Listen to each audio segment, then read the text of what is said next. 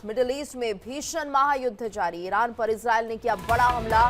Iran के Mashhad airport पर की बमबारी। तेहरान और लाविजना में भी ताबड़तोड़ अटैक। ईरानी विदेश मंत्रालय पर इजरायल का हमला।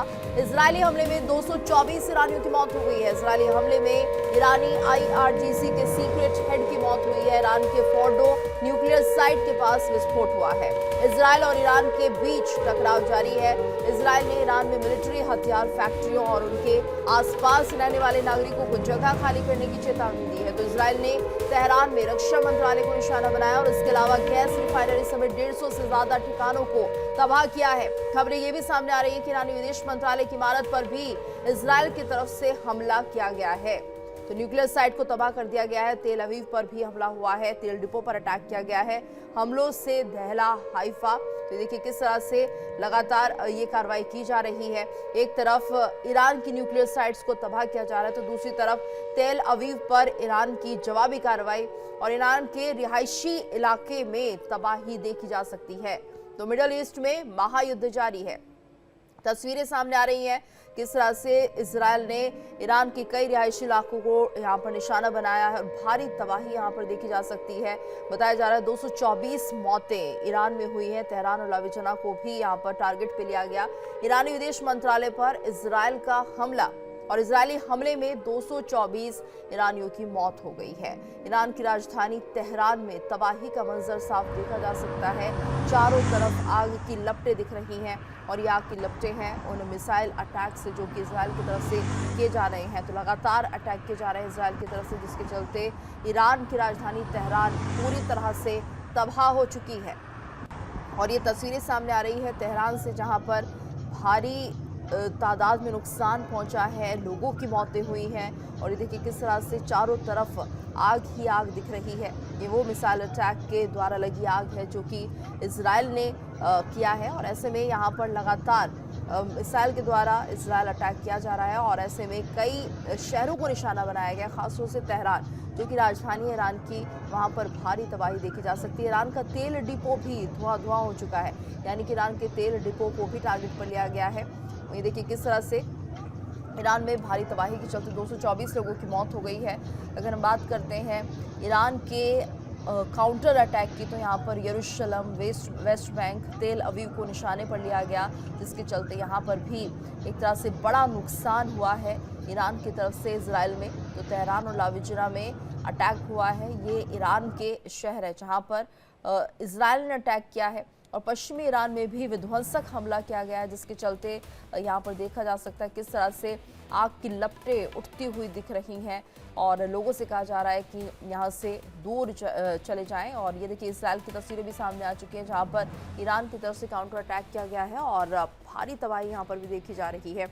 हालांकि 4 लोगों की मौत हुई है इजरायल में और ऐसे में कहा यह जा रहा है जो इजरायली हैं कि वो सुरक्षित जगहों पर जाएं, बंकर्स में छिप जाएं। तो तबाही दोनों देशों में बराबर हो रही है और ये तस्वीरें हम आपको लगातार दिखा रहे हैं।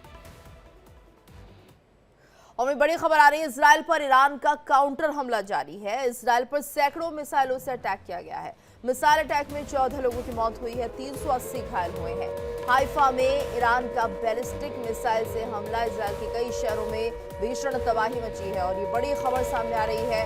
काउंटर अटैक किया गया ईरान के द्वारा, 14 लोगों की मौत हुई है, 380 घायल हैं। हाइफा में ईरान का बैलिस्टिक मिसाइल से हमला किया गया है।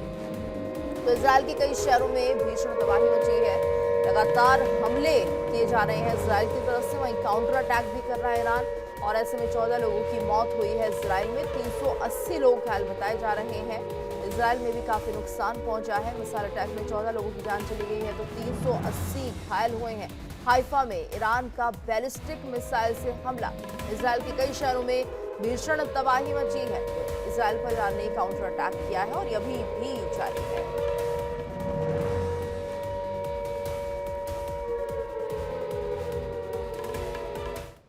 और वहीं इजरायल ईरान युद्ध से जुड़ी एक और बड़ी खबर आपको बता दें, ईरान ने कतर ओमान की मध्यस्थता का प्रस्ताव ठुकरा दिया। ये बड़ी जानकारी सामने आ रही है। इजरायल के लगातार हमलों के बीच खारिज किया प्रस्ताव। ये बड़ी खबर सामने आ रही है यहाँ पर इजरायल और ईरान युद्ध से जुड़ी हुई, जहाँ पर कतर और जिस तरह से ओमान मध्यस्थता करना चाहते थे, उनके प्रस्ताव को ठुकरा दिया गया है।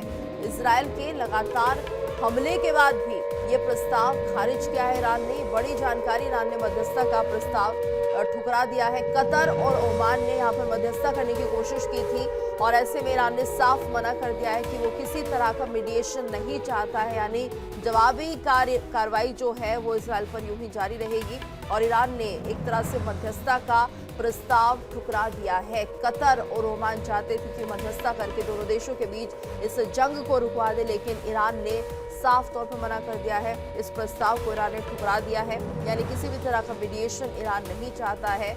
ईरान की तरफ से इस बात को लेकर जानकारी सामने आ रही है और ओमान और कतर की मध्यस्थता की पहल को ये बड़ा झटका माना जा रहा है। इजरायली हमलों के बीच ईरान ने मध्यस्थता का प्रस्ताव ठुकरा दिया है, यानी किसी तरह की मीडिएशन ईरान नहीं चाहता है।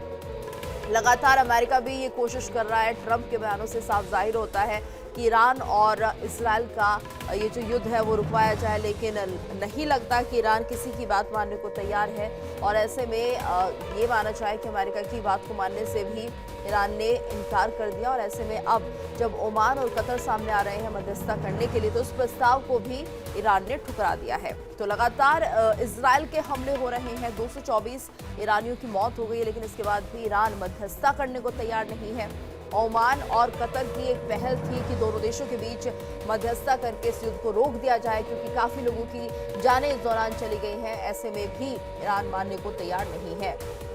तो ईरान और इजराइल के बीच लगातार तनाव बढ़ता जा रहा है और ईरान ने कहा कि जब तक इजराइल की तरफ से हमला जारी रहेगा वो सीज फायर पर बात नहीं करेगा। इजराइल के हमले में अब तक कुल 224 ईरानियों की मौत हो चुकी है और ऐसे में मध्यस्थता भी नहीं करना चाहता ईरान। ओमान और कतर की मध्यस्थता के लिए ये पहला झटका माना जा रहा है।